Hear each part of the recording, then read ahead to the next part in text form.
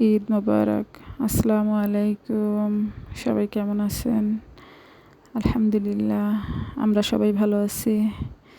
তো আমরা সবাই মিলে একসাথে বেড়াতে যাচ্ছি। আমার জায়ের বাবার বাড়ি, এটা ওদের গ্রামের বাড়ি। এখানে সবাই মিলে যাচ্ছি। তো বেড়াতে যেতে তো খুব ভালো লাগে, কিন্তু প্রচুর গরম ছিল ওই দিন। সবাই খুব ক্লান্ত ছিলাম গরমে। বাচ্চারা বিশেষ করে বেশি ক্লান্ত ছিল। বড়রা, ছোটরা সবাই মিলে আমরা গেলাম বেড়াতে। ওদের গ্রামের বাড়িটা খুবই সুন্দর। নদী পার হয়ে তারপরে যেতে হয়।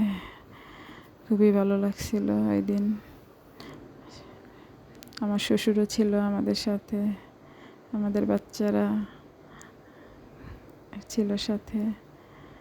তো সপরিবারে বেড়াতে যেতে খুব ভালো লাগে, সবাই একসাথে। তো আমার শাশুড়ি ছিল না, উনি বাড়িতে ছিল একাই।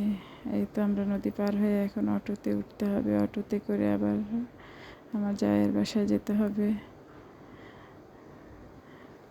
যদি গরম কম থাকতো তাহলে আমাদের আরও বেশি মজা হইতো। গরমের কারণে একটু বেশি টায়ার্ড ছিলাম সবাই। এই যে নদীর দৃশ্যগুলো এত ভালো লাগতেছে আমার। তো ওদের বাসায় চলে আসলাম।